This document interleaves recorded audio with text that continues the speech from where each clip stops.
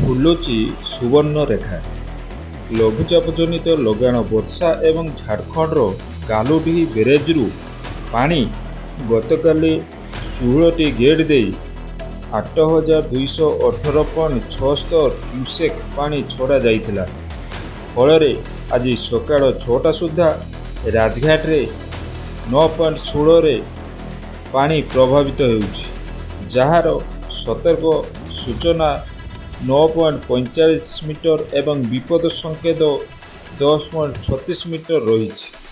ପାଣି ଛଡ଼ାଯିବା ଯୋଗୁଁ ସୁବର୍ଣ୍ଣରେଖା ନଦୀରେ ଜଳସ୍ତର ବୃଦ୍ଧି ପାଇ ପୁଣି ବନ୍ୟା ସ୍ଥିତି ସୃଷ୍ଟି ହୋଇଛି।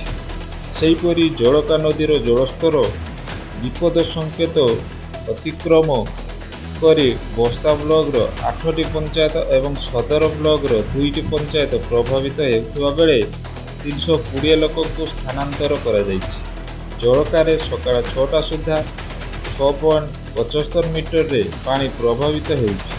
ସୁବର୍ଣ୍ଣରେଖା ନଦୀରେ ଜଳସ୍ତର କ୍ରମଶଃ ବୃଦ୍ଧି ପାଉଥିବାରୁ ପୁଣି ସୁବର୍ଣ୍ଣରେଖା ନଦୀରେ ଏକ ବଡ଼ ବନ୍ୟା ଆଶଙ୍କା କରାଯାଉଛି। ଫଳରେ ବାଲିଆପାଳ ଭୋଗରାଇ ଜଳେଶ୍ୱରରେ 100ରୁ ଉର୍ଦ୍ଧ୍ୱ ଗାଁ ପ୍ରଭାବିତ ହେବ।